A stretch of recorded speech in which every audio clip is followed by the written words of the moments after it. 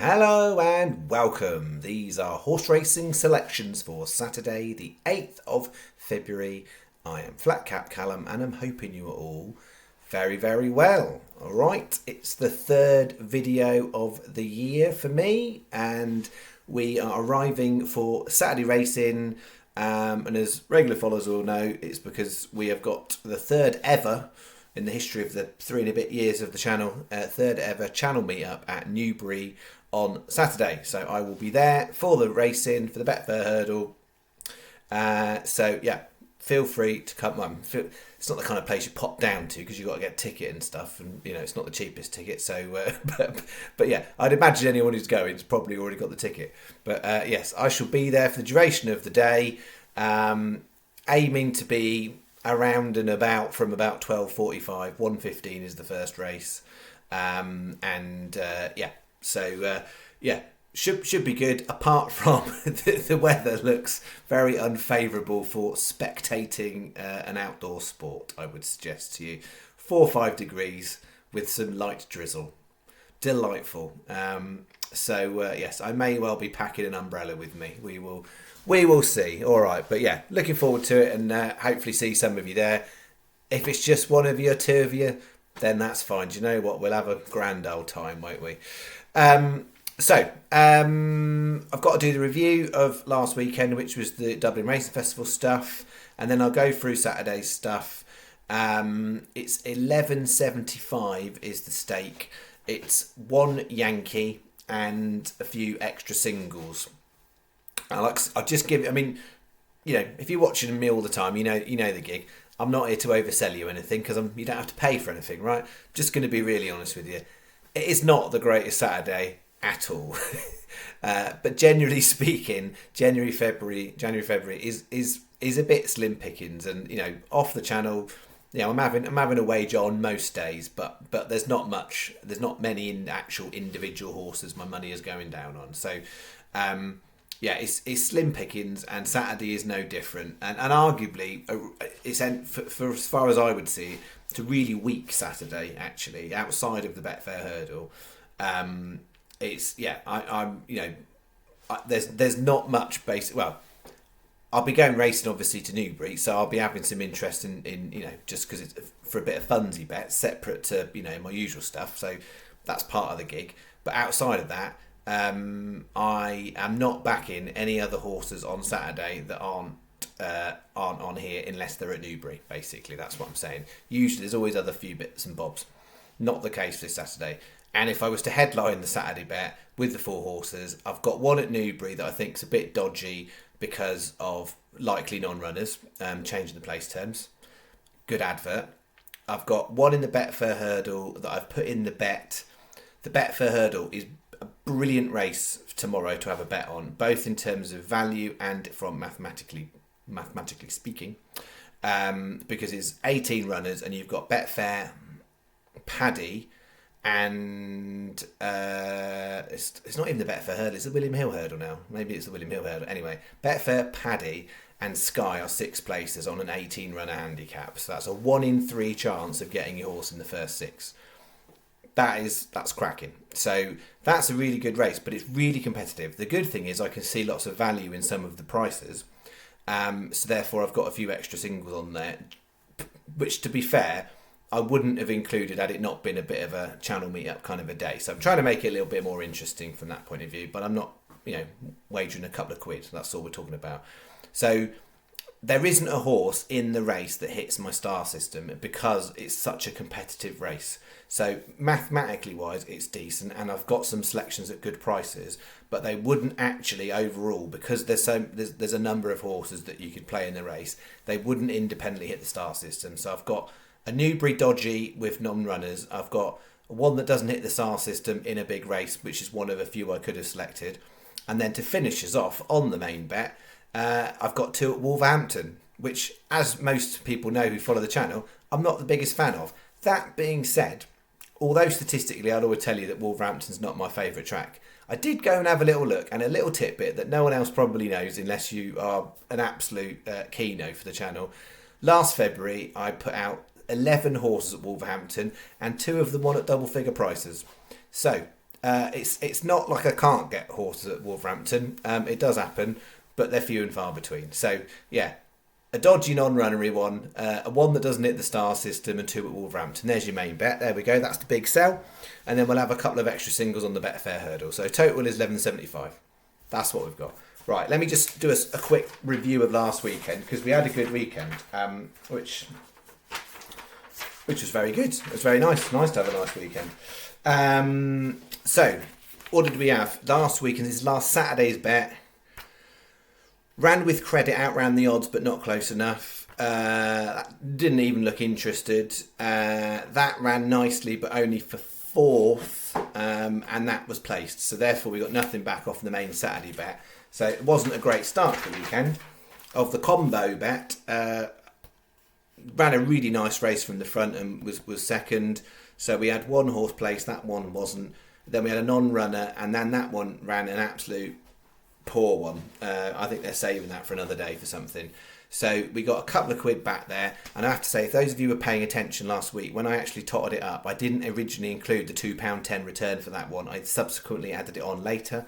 So originally when I posted it was 57 something return, the reality was 59 something. It is accurate now. And then the main Sunday bet.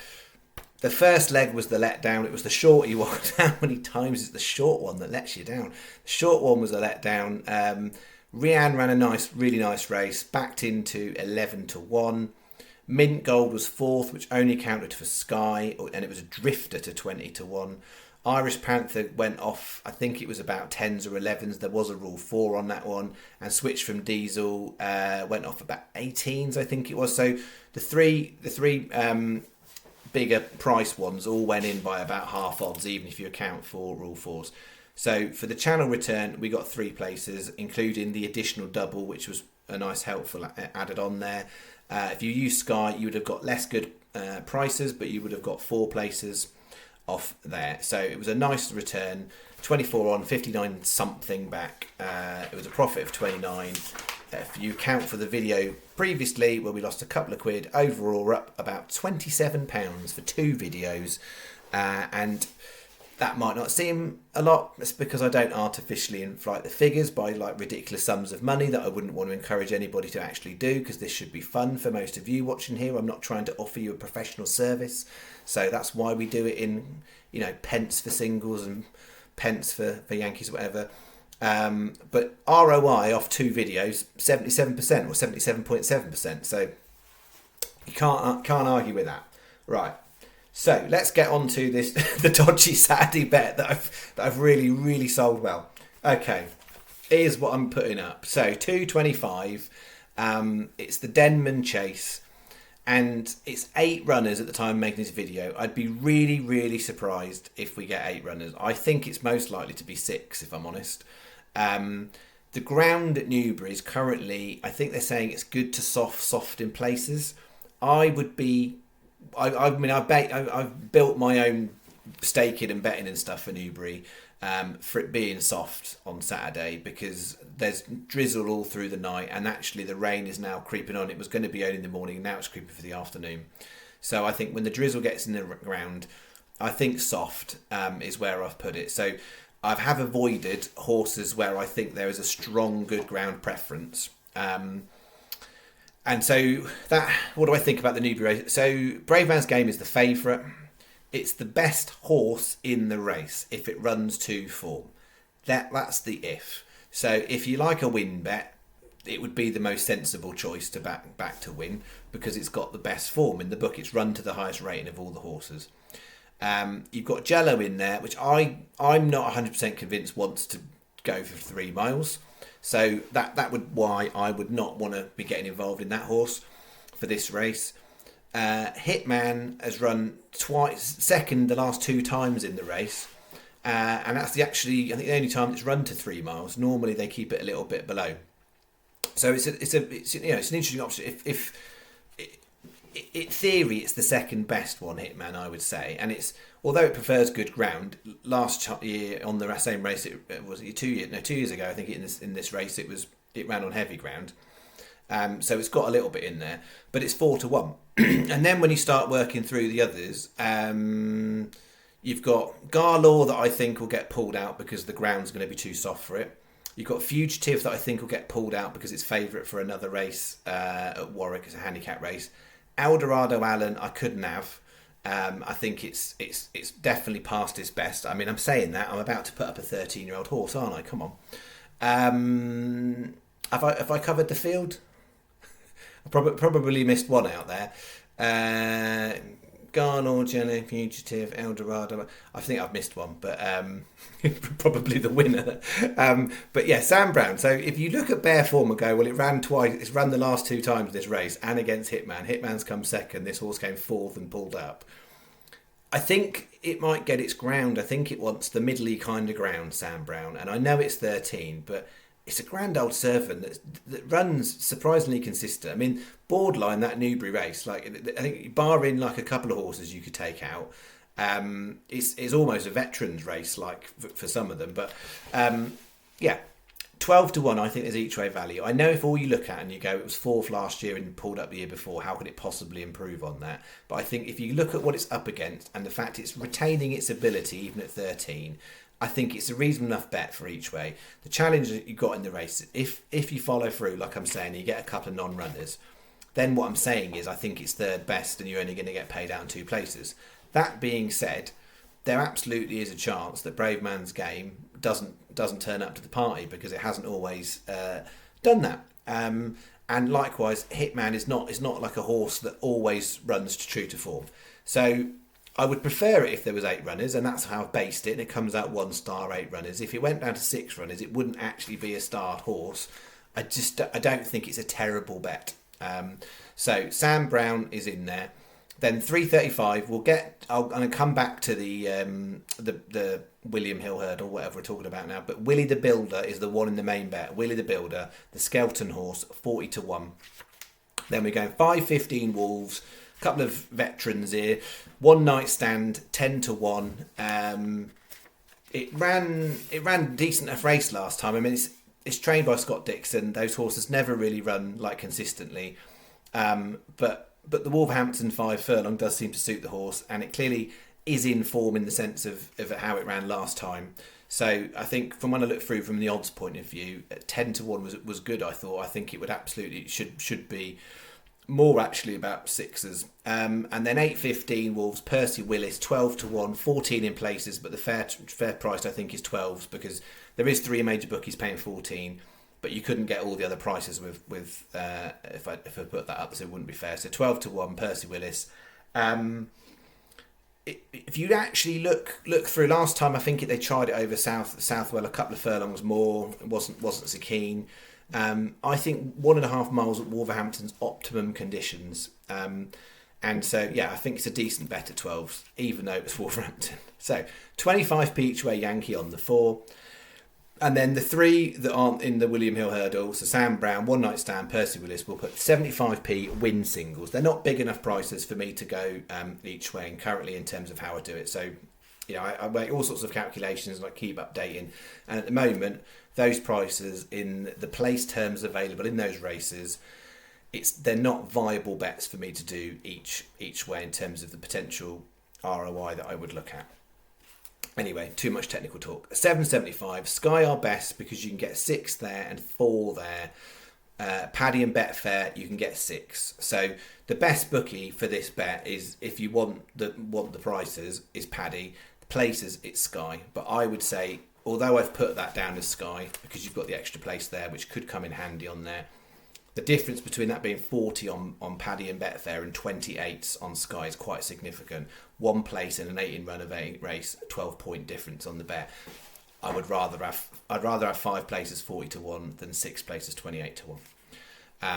But it's an accumulator, so the places can come in handy. So 7.75. That's that. And then overall, so I've got 3 singles. In terms of, shortlist wise. My first shortlist, I had six, all backable. So most likely, I'll probably have a nibble on the others as well myself. But for the purpose of the channel, and if you ask me now, I'm not going to go into all of it. There's because it's odds law, isn't it? The other ones will be the ones that do better. But so that we won't try and jinx it, folks. So we've got Willie the Builder at 40s, Go Dante at 40s, and Archamp at 22s. And what I will flag is 6 places available: Paddy, Betfair, and Sky. So by channel rules, I could claim 6th place.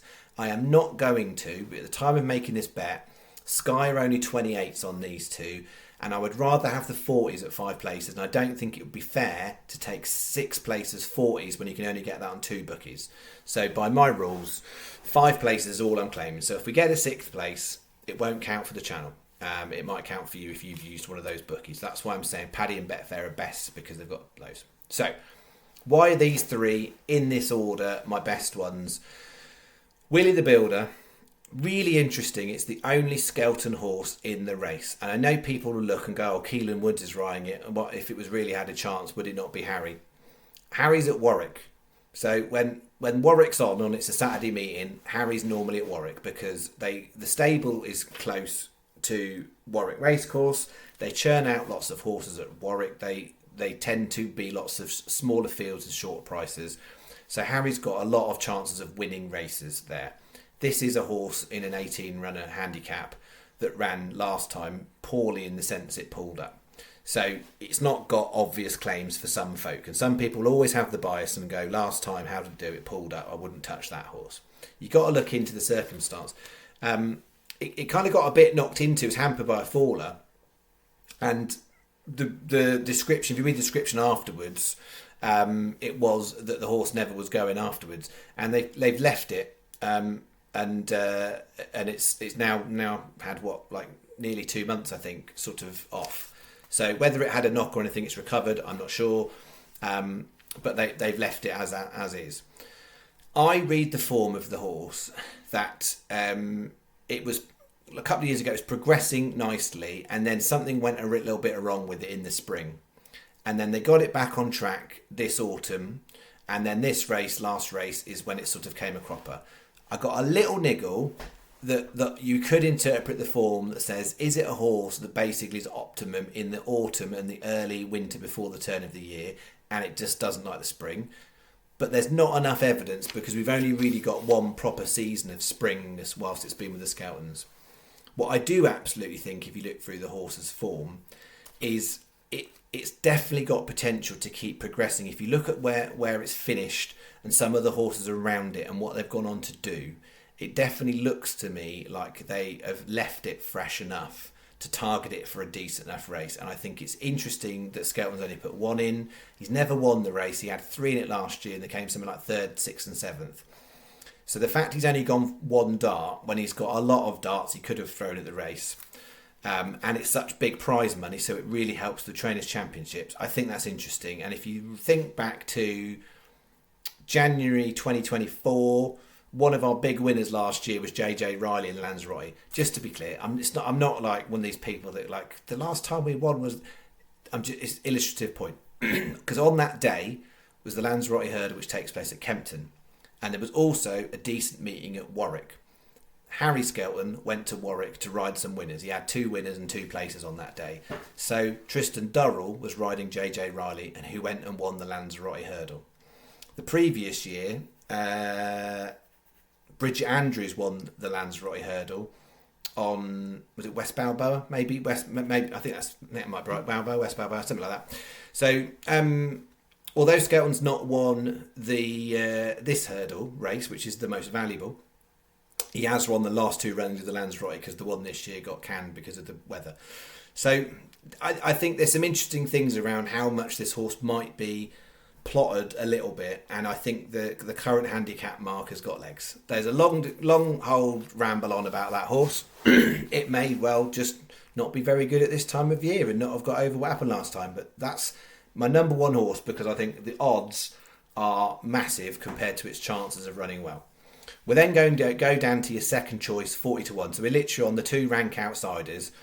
The reason for Go Dante is, of all the horses in the race, it has shown it is the best handicapped horse from what it's done. Now, there's plenty of horses at the top of the market that look like they could be progressive, that might go on to get bigger handicap marks and stronger handicap marks. But Go Dante is the one, albeit it's not run so well this season so far. It did run in the race last year and come 3rd off a similar rating. it is the one that's got the best form in the book, and therefore I couldn't leave that alone at 40s. So they're my main two, and then I've stuck in. It's one of the Chris Gordon ones. I like all the Chris Gordon ones. I think they've all got interesting opportunities. One I've ruled out on the ground, and one the price has become a little bit shorter than it should be now. So Our Champ is the one, because whilst that one I think could be a dark horse progressive, that one needs to bounce back. This is the solid each way option that generally runs pretty consistent. And 22 to 1, I think 6 places in an 18 runner is worth trying. But I've just got a slightly lower stake because I want to sort of indicate that I think there's more value in those two. So 75p each way singles on Willie the Builder and Go Dante, 50p each way single on Our Champ. Chris Gordon's chucking free at it. He's won the race before. His horses generally run well, easy top half mostly in this race. So he really tries to go for it to get a bit of the prize money. And I think all three of them have got interesting chances, but Our Champ is the one that I would slightly prefer. That's £4. Add it to the £7.75. That's £11.75. Right, that's it. Prognosis for not the right word, but you know what I mean. For what I'm doing next. I'm not planning to do anything else now on the channel before Cheltenham in terms of the no fixed things. If I find a day where I'm suddenly like, oh, there's a couple of zingers all together here that I think's worth putting out, I will make a video impromptu. I will be paying close attention to the 18th of February. For those of you who are anti-post Cheltenham fans, that is a date you want to pay attention to, because that's the date the first entries go in for the handicap races. And I'm starting to build up quite a well, not a lengthy, it's less than 10, more than 5, a list of horses that I'm looking at for the handicaps at Cheltenham that are not currently in the betting market. Because all of the handicap betting markets you see are theoretical at the moment. So apart from something like the Potemps qualifier, so the Potemps 3-mile handicap hurdle race, because horses have had to qualify for that. So a lot of the ones you see in the betting have qualified, but not all. None of the other races, none of those horses are actually declared to run the races until you get to the 18th of February. So at the 18th of February, I shall be scanning the markets to see if any of the horses that I've got my eye on that weren't previously in the betting suddenly appear in the betting, and whether or not I think there's a decent opportunity to play them. So there's a potential I might do some video related to that, but there is not a guarantee of that. So impromptu if I've got a really good day that I think worth trying. But as I've said to you, so far this year I've been very, very picky and choosy what I'm doing. And then other than that, my plan is to come back to do a full week from Cheltenham, and then potentially might get into regular stuff after that. I've sort of that's the way I'm doing it. Like, if you've been watching the channel for a while, if you're new, you won't know. But I take tactical breaks for different reasons, for time to time. January, February, the racing isn't usually as good, and the weather's usually bad, which means the ground plays havoc with results, but also means you get more non-runners, more Rule 4s, more abandonments. And also in the better quality stuff, it's trying to work out which horses are actually trying and which horses are preparing for either a Cheltenham or an Aintree or a Punchestown Festival or a Fairyhouse Festival or whatever it might be. Lots of horses are preparing for the spring festivals as their main target, so they might look like the best horse on paper in a race, but actually that's just a stepping stone. So I find January, February harder to navigate. So if I was doing videos every day this year, there wouldn't be very many that I would be putting out where you'd have a full 4 or 5 horse bet, and unless it was one big prize zinger, it's not worth putting out a one horse day. 2 horse I might consider it if I was doing regular stuff. So I've that's the reason why I've been off, and also just doing more stuff off the channel in like home life. So I have the last few weeks been getting out and doing some good running, which I'm pleased about. I used to do a lot of running. Last year was an absolute write-off for running, so part of me having a sabbatical from the channel is to do more running, because not getting any younger, so I need to sort of keep a reasonable level of fitness. I'm not planning to go back and do a marathon anytime soon, but I would quite like to maybe get to the point at the end of this year and get back to do a half marathon, because it's been it's been 2.5 years since I've run a big race, and it's been over a year since I've run any sort of race. And as much as I'm not Mo Farah, it's more about enjoyment of participating and just keeping fit and role modelling for your kids and all that sort of jazz as well. And it's also really good for the soul in terms of just sense of achievement, well-being, having some time out in your own head and all that sort of stuff. So, I know some folk go and listen to music when they run. I just run. I just wish there was slightly less hills where I currently live. That's the slight niggle I have. Anyway, I think that's all I was going to say. So if you're going to Newbury tomorrow, I might see you. You might notice me, I'm wearing a flat cap. The only thing I always say to people, remember, you know what I look like. You might not know how tall I am or how gigantic I am in physical being. I'm not, but I don't know who you are and what you look like. So if we have this weird eye exchange thing, it's because I think you're looking at me funny, and I'm assuming that you might come and talk to me, but I don't know who you are. So it's fine. All right, that's it, folks. You have a lovely February, whatever you are doing, and then yes, I will keep you updated. What I have found is like community posts, they seem to work. It wasn't something I really understood or used before, but it seems like if I write something on the community post, people get notifications if they've got them turned on. So it's a helpful way to communicate. So that's sort of my primary way of doing it. So if you are subscribed to the channel, that's how you'll find out what those things are. If you've got notifications turned on, and occasionally I'll sort of put comments in the last video, wherever it is. All right, I'll stop waffling. That's me. See you on the next one. Bye bye.